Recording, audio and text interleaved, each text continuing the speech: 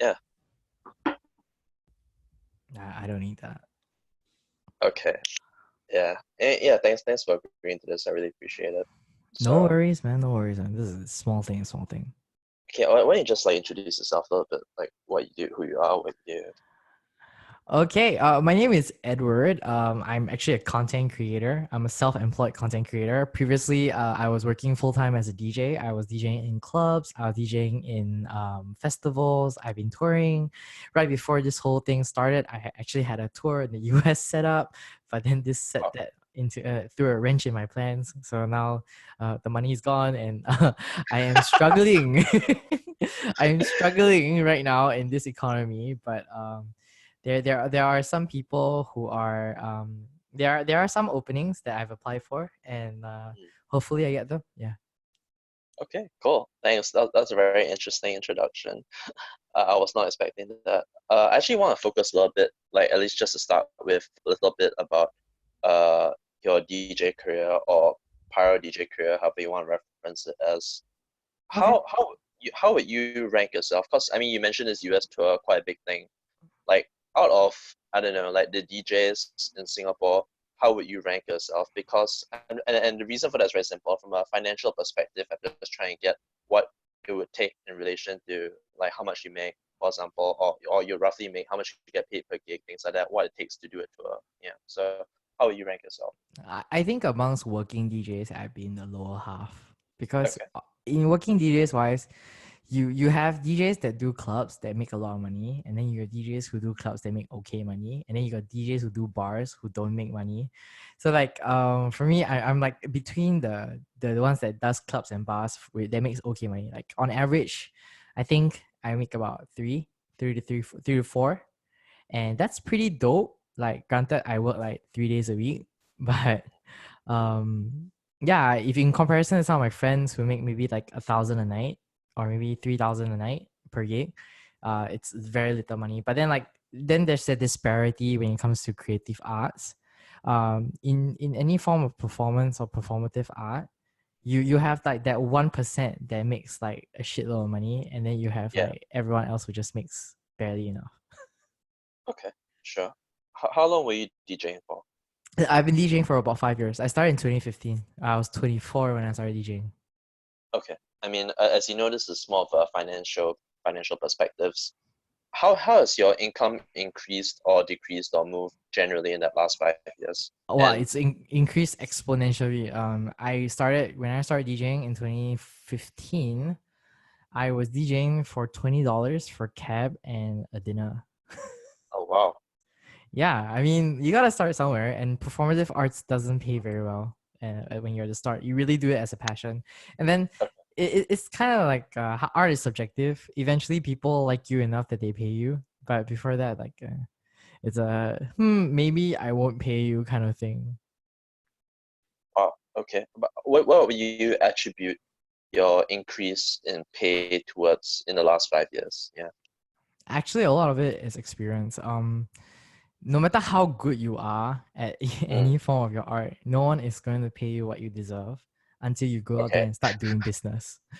Like I can tell you, I know like I can count so many DJs who are much better than me who have not made as much money as I have. And I didn't make a lot. I made like I guess in my 20s, 3 to 4 a month is pretty decent. You know, it's just average. You know, in my mid to late 20s, especially doing something I love. But I have friends who make like double or triple that. But then I have friends who are so much better than me who don't even make close to half that amount because So it's not skill level thing. it's not. I mean, your skill as a DJ plays a part, but your Sure. skill as a businessman is like much more important. It's like how do I Okay. say this? Um Picasso has a saying, when you're an artist, you have to be a businessman first and then you become an artist. Otherwise you will never live on your art because people will always take advantage of you. People will always try to be like, hey, can you do this for $20? Hey, could you do this for Mm, $50? And then like when I'm playing at like 250 an hour, which is my rate now, um sure. people are asking me, Oh, nice. dude, can you do it for like 50 an hour? I'm like, I mean, I would still do gigs for 50 an hour for friends, you know, or like Yeah, like in the recent time when money is tight and events are getting cancelled, and I'm like, yeah, whatever, you know, as long as money in my pocket, I'll do it. You know, there's nothing wrong about taking a small gig, even if you're getting like 250, 500. I mean, it depends on the economy. If you're regularly getting $1,000 gig like every 2 days, and then it doesn't make sense for you to take a $50 gig, right? Yeah. yeah, of But course. if you're taking like, but then like for me, it's like I was doing like a 250 a day gig like for about 3 or 4 months, and then suddenly Mm. everything gets cancelled, and I'm just like, well, hey, you know, I'll do it for $50 because it's better than nothing. Sure. Yeah, but I am interested in this a little bit, because you mentioned that you have to be a business person first, you know, and what aspects of business are we looking at? Like how did you pick up certain business skills, and what business skills help to bring your current, or what helped you to command a higher pay? Because I think even if it's not related to nightlife, I think there's a lot of people who hopefully they eventually watch this. They'll probably be wondering, okay, how do I take a business, especially in art, to something where initially I was getting paid $20 a night to $250 an hour. Okay, so you go from how much money have I invested? So, Just like any other performative art, your equipment, your instrumentation, everything costs money. Your taxi costs money. Everything costs money. Sure, yeah. When you start, just covering your taxi fee, your taxi fare, and maybe dinner for a night is enough. Yeah, $50 a night. Yeah, that's more than enough. But eventually, as you grow up and as you move along in your career, I mean, with the exception of, let's say, a residency or something that you get paid daily, like let's say if you get paid $100 a day to gig for like 4 hours, like I okay. would take that gig. That's a residency, so it means it's guaranteed money, you know. Then on occasion, yeah lah, if I, let's say, get a event outside that pays like 3 or 4 times, then I'll use that day's pay to hire someone else to do my work, you know. Then that's reasonable. Yeah, So sure. but then like if you want to go from like $20 a night to 250 an hour, quite it's quite straightforward. Like you gotta remember like how much time you've put into this. When I Mm, was going at $20 a night, I just started DJing. I started DJing for about 2-3 months, and which honestly, $20 a night was already a lot better than like wherever anywhere else was gonna give me. Like nowhere else would even want me to play. Like I was so inexperienced that I literally just finished Mixes Happy.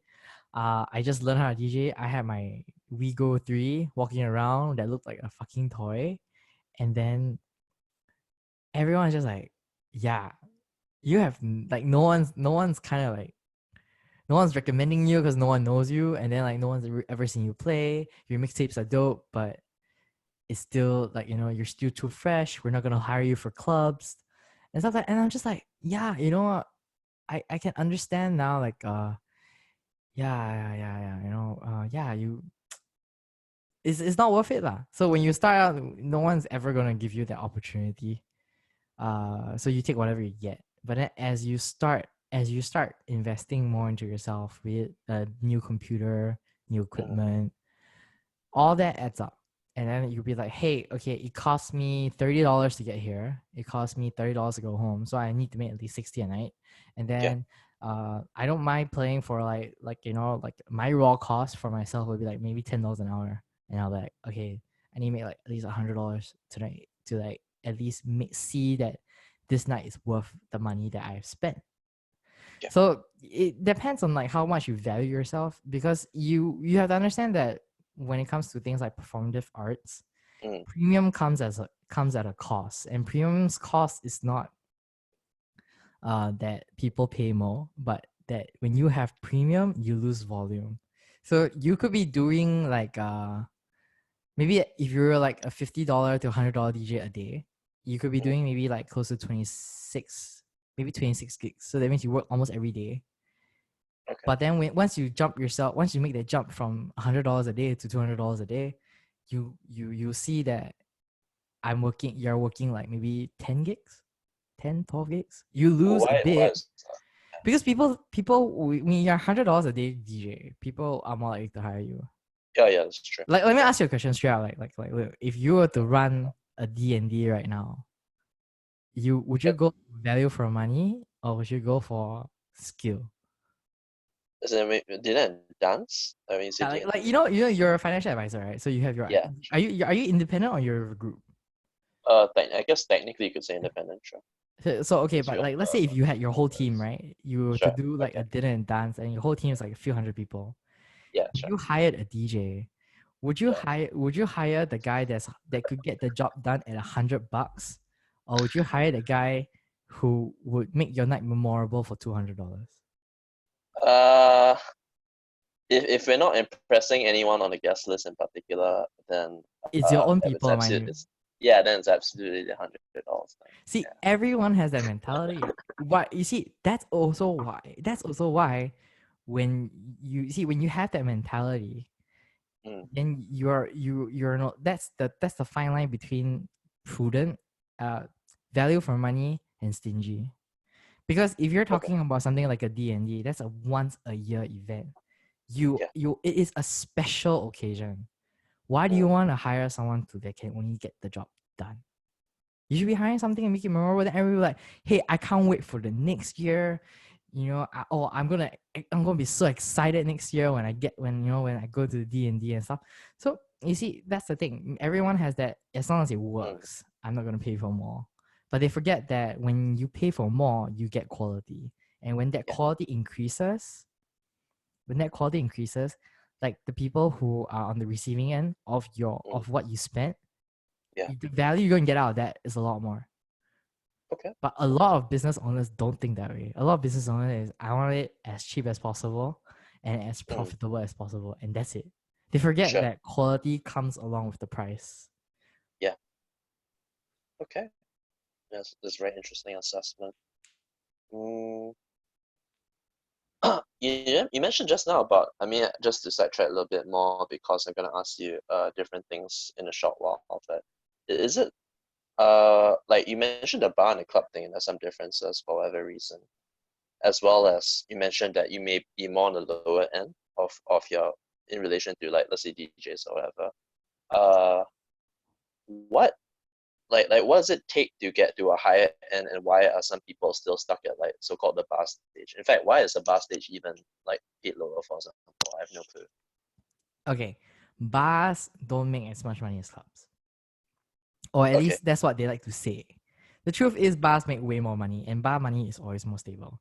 So Yeah, I also figured A that's bar true. DJ would probably make about anything between 2.5 to 3 a month, and then a club DJ would probably make 3 to 4. The chances Okay. are clubs are more fun, more exhilarating, more exciting, but clubs are also very tiring, and clubs are very unstable. If the club does not make money, you will see DJs work for like 3 4 months and not get paid, which has happened Okay. to not just me but to a lot of other DJs as well. Where Uh, clubs just drag payments like crazy, and like you well, could be like, oh, but you could go to case, and I'm like, there's nothing you can do if they really don't want to pay you. You could send all the lawyer letters in the world, but like that $12,000 that they owe you mm, is never coming back, because you even if they pay you that money, you already spent that on lawyers. yeah. So it doesn't make sense, to like hire lawyers to go after that. Um, how do you get to the higher spectrum? Branding, I guess branding is very important, and also Mm, understanding like what kind of stuff you want to do. So for example, we did an event with Gucci, and they paid $500 for 1 hour. is that good? That's I pretty good. genuinely do not That's know. pretty Yeah. good. That's like on the upper Okay. tier. Like That's like if great. you're at the high class, high pay tier, that's like right at the bottom of the high pay tier. And Mm, like even for me, I've done $600 an hour gigs, like private parties for rich people and stuff like that. It's definitely very possible. It's not impossible to get, but you really don't get to know these people unless you go out. So mm, like if you're a DJ and you're an introvert and you don't talk to people, or you don't have someone that helps you talk to people, you're not getting any business. And even if you do get business, it's like it always feel like someone's throwing you a bone. Because oh wow. if you don't walk the talk and you don't like go and like do the legwork, who will know that you're a DJ? Mm, You can always be like, oh, I'll let my art do the talking. But the truth is, I could go down the street, throw a stone, hit a random kid, and for all I know, that kid could be 10 times better than you, and he's just leisurely doing it for fun right now. And that's just the reality of it, Like it's a very 90% of the interesting time, metaphor. like 90% of the time, if you think you're good, there are always 10 or 20 people who are half your age who will be willing to do it for half your what you're demanding. And you have to always remember that there'll always be the new kid round the corner who will always be better than you, willing to do it That, at half what you're asking for. it's pretty good that you mentioned this because I was actually going to ask, like, is it accurate to suggest that the lifespan of people in the nightlife occupation is like fairly short? Like, for example, like, do you anticipate DJing until you're 60? Like how white collar workers who work 9 to 5 jobs would probably, at least, even if they're hopping around a bunch, they would probably work till about yeah. I'll probably DJ till I'm like 70. I'm not going to lie.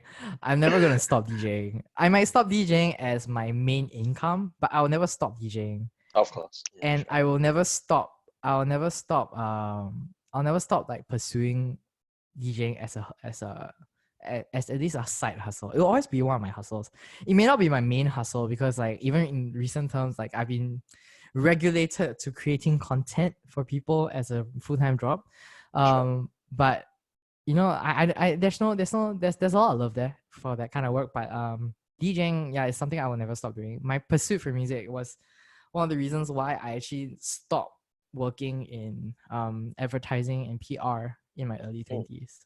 Like straight out of school, I was working as a freelance agent to do PR for people, to do marketing and social media, and I quit so fast, like within 6 months. I was doing a good job, and then I quit. I quit because music was calling me every day. Every day, that's all I could think about. All I could think about was what am I going to do, how am I going to get my music out there, and how am I going to become a performer. And it eventually paid off. You know, I'm 29 this year. But I've achieved everything I wanted to achieve. I have my own record label. I worked full-time music for close to a decade. I've toured Asia. I've played in a major music festival as a build act, which is really, really important because there are a lot of performers that will go play a music festival and then their name doesn't even make the poster. So the fact that I made the poster is like a big deal to me. Yeah, it is. And like I'm starting to work on touring, like planning for Europe and planning for US, which now thanks to Corona is not gonna happen. So I'll probably aim for Australia and New Zealand first. Yeah, so I mean everything I set out to achieve I've achieved already. So that's why now I'm like I'm ready to throttle down on the oh my god, all I gotta do in life is music part of me, and like go and focus a bit more on hey, let's try other things. Let's see how far my creative skills can get me. That's nice. But I mean, like, for for other nightlife like occupations, for example, even your friends, like, I don't imagine that they would share that length of sentiment, or is that just actually a very common thing? Because I've always seen like DJing or even people in the general nightlife profession. I've always seen it very much more like how I would financially analyze, like for example, professional athletes. So I do see it as a specialty thing, but you know, between like the night, like the fact that humans are not naturally nocturnal, and then whether there's like some kind of drinking involved, or if you guys have like hearing issues or whatever that develop later. I always figured that it would have a very drastic effect on the lifespan of that particular occupation. I'm not sure if you Um feel other people in your profession have felt this way. okay, I'll tell you one thing. So there's this guy, his name is the Party Man. He's an MC and the entertainment director, former entertainment director at Attica. I think he's still the entertainment director. Okay, I'm so not and sure. his name is the Party Man. The Party Man. We all know him All as the right, Party Man. His the real name is Party Man. Clifford. He is Okay. pushing 60 and he's still in nightlife. Oh wow. He can MC, he can DJ, and he is energetic enough to keep up with the youngsters. He plays for F Club Attica, which is one of the few places where like all the young punks like to go.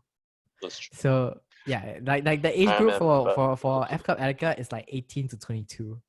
And like even Yes. when I go in at 29 and I open a bottle table there, I feel like I'm the oldest man there. It's so weird. I look like everyone else, but I'm old. Yeah, so I mean you have cases like Clifford, and then I have some friends who have damaged their hearing while DJing because they don't protect their ears. Mm. I don't. I protect my ears. I wear my headphones all the time. So if I'm in clubs, I keep these, and I wear Bluetooth headphones at home when I go out. I keep my Bluetooth set inside my ear, so it just protects me in general.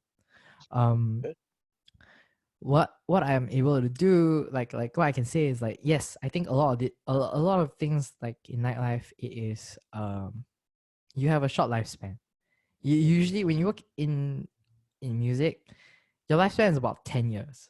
I'm like pushing that boundary really, and like for me, of course my lifespan as an artist is not over. It's far from over. I could be an artist till the day I die, Yeah. but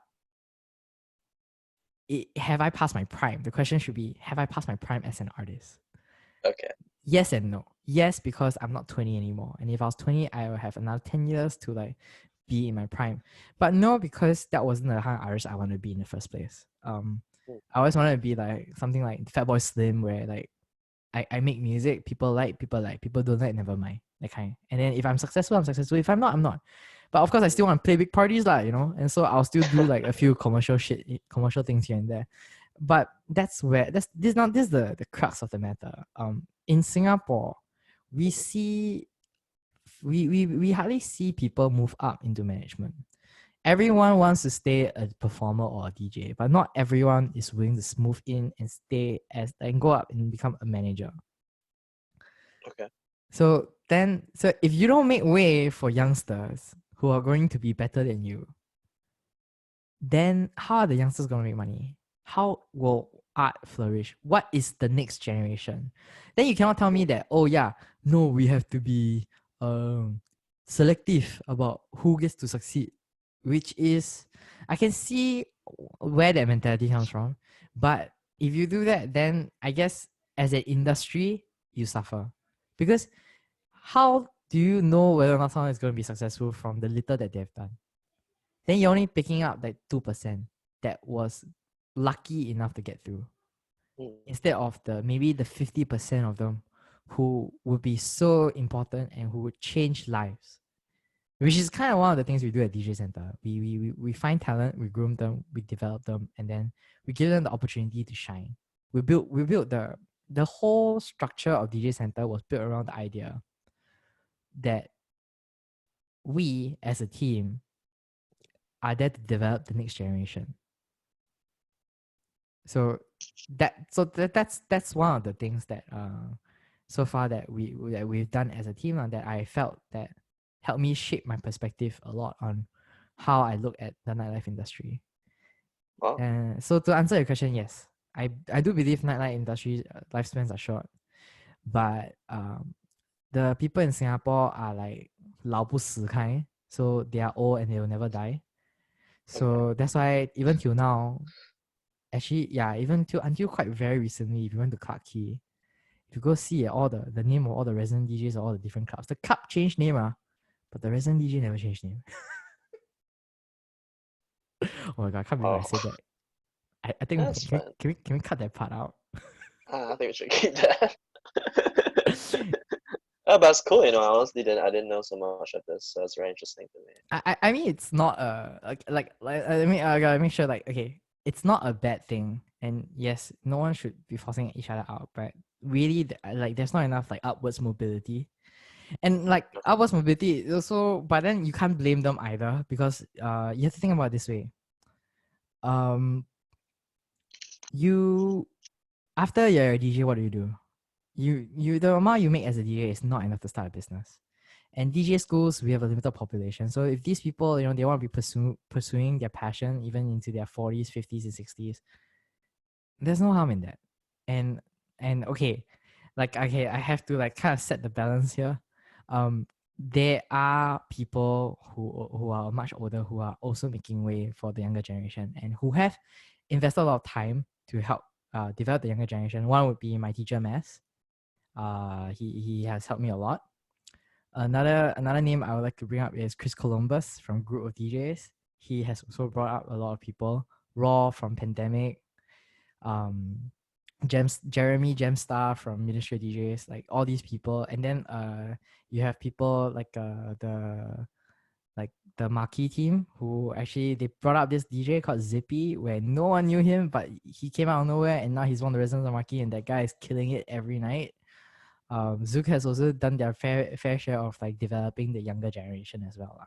I mean, of course, you have certain DJs, I don't want to say who like they die also don't want to change club, they die also don't want to make way. But then, of course, you have all those people that I mentioned, and then a few other people who maybe it hasn't crossed my mind for their name, haven't crossed my mind yet, who has also done their fair share to develop younger DJs. So yeah, to balance it out, in case people take my words out of Sure, context.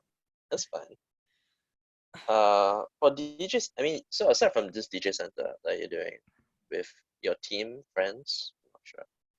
Yeah, we're both team and friends. So Okay, cool. So aside from DJ center, like, how are you earning money currently? I know you mentioned you're doing content creation now. um How's that going? What's that exactly? well, for us right now, most of what we're doing is hold on, Yeah, no problem. we're doing a lot of online events and online sites. Okay, how's that going? It's doing okay. Uh, we have No, so students. like, how's that work? I mean, like, Okay. How does that work? Basically, we run through Zoom, lor. oh, nice. So you Yeah, can teach DJing through Zoom, yeah, we pretty much teach like how DJing they're through doing. Zoom. Yep. Oh, wow. Okay. I imagine that's a little trickier than like a standard education curriculum. Yeah, So I I mean it's wasn't a sure. lot I more. wasn't It's a sure lot trickier. what it meant. Yeah. Okay. Wow. Sorry, give Yeah, me a moment. So no worries, no thirsty. worries. Ah, How many minutes are we on? I don't know. I haven't been checking. 36. Ah, Wow. Yeah. this is a nice long interview, man. That's good. I mean, I'm having a good time. I'm learning a lot. Mm. Oh. I remember actually, before this interview, you're telling me that you've been working hard for 5 years and basically you save no money. Um, which of course as a consultant is just kills me a little bit inside. But I heard, I mean, recently I think you mentioned that you've been saving money. Like what changed? I had a girlfriend. Oh, that's nice. And when did this happen? Sometime in December. Actually, no, I was dating even before that. I had another girlfriend, but I broke up with that girlfriend and I got together with this girl. I'm not shy about it, and I'm willing Yeah, to of admit course. it. I'm the bad guy in the story, so it's okay. Um, but yeah, like how do I say this? Like the my new girlfriend, she's very instrumental because um, I it has a lot to do with changing the way I wanted to live. Previously, I really don't care. Like I mean, I'm that kind of guy that if have money, good law, no money, swallow. You know, I'm not a stickler for like riches or stuff. I'm not a material person. You know, I'm good with what I have, and I'm good with living day to day. I'm content as long as I can constantly create and do new things. I'm an experience driven person, not a material driven person. So my new girlfriend was like, "Hey, we're together." So she never forced me to save, and she never like kind of like be like, "You must save, you must do this, you must do that." Thank God she's not like that. Because if she was like that, I probably would have like have issues with that. Because I don't like being told what to do. Yeah, sure. Who does? But and then it struck me in my head that hey, I want to build a future with this person, Mm, and I really want to have a family with her. And having a family means having money. It means at least having a baseline where you're safe and being yeah. comfortable. So that changed my mentality where like I stopped drinking as much, I stopped partying as much, I started saving a lot more. I Wow. cut my costs by almost like 75%. So that I'm actually spending about like maybe a few $100s a month right now, even before the whole circuit breaker. What were Like you for spending before that? maybe about 1,008, like Oh, just drinking and eating, grabbing, buying things, being extravagant, being mm, bougie with myself, with as much as I could. But then when I got together with this girl, I cut it down to like $500. Like my phone bill is like $100 because yeah. I have a lot of like I have unlimited data and all that kind of shit, and I'm going to change that to GoMo soon. Um, and then I stopped taking Grab unless absolutely Mm, necessary. I started taking bus a lot. I started eating at home instead of going out to eat. Meaning I eat early and Wow. then I starve myself all the way until I get home again. Uh, Or sometimes if I'm at work, work will provide food. Or if I'm really, really hungry, I spend like $3 on fruits. That kind of thing. oh, So nice. Yeah, so love I that went as well. I went from so I lost weight, I saved money, um, I became healthier, I became happier. Um yeah, so that changed a lot. Like I entered a different stage of my life. I entered a stage of my life Nice. where now I want to have a future with my partner. Whereas previously, like the idea of a future with a partner was great, but I never really worked towards it. So it was kind of like my own feelings. You know, I mean I made enough money to save. If I really wanted to save, I could have saved that money, but no use crying over No, spilled that's okay. milk. No use crying over spilled milk. So I'm just gonna. I'm happy where I am now. Even though I'm Mm. barely making any money right now, I'm still finding ways to save at least $100 a month right now. Even in this situation where I'm making like $300 a month. So it's insane. Like I have started to spend so little that yeah. That's really great, man. Yeah, I'm happy for you. Thanks, man. Thanks. Mm. Uh, what do you think? I mean, you can just wrap this up. What are your goals working towards the end of 2020? Like, what are things that you want to accomplish? My goal in 2020 is get a job. Like that's the Okay. first thing. Get a full-time job. Working creative content because I realized that I find a lot of joy in creating content. I find a lot of joy writing, doing Photoshop, doing Mm. media and stuff. And I'm not bad at it. Like I'm not the best, but what you pay for is what you get. Like I'm as good as your every other fresh grad, and I come with a whole set of skills. So I'm just looking for a job in content creation right now, and then that will be able to, at least if I can start now. Now it's already May. Maybe my first paycheck will be in the end of June.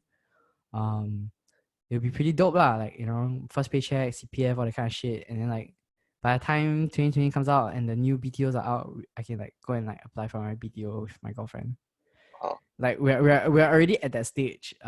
Yeah. So house, family, That's nice, man. friends. Yeah, Shit. Okay. gotta get ready to get married. That kind of thing. Okay. I'm really looking forward to what she has to say about that. But Yeah, yeah, dude, great, you're man. definitely coming for the wedding, man. Oh, that's nice. Uh, oh, Kenny's wedding was fun, interesting. Kenny's wedding was interesting. It really was. Yeah. Hey, anyway, thanks, man. I really appreciate your time. Uh, learned a Yep, no lot. worries, no worries. Sorry, I just getting some stuff. Yeah, that's okay. I'll put the little outro there and then film like a separate scene of something to say about liking and subscribing. Yeah. Yeah. I'll just cut this off now. All right, great talk. I need to go like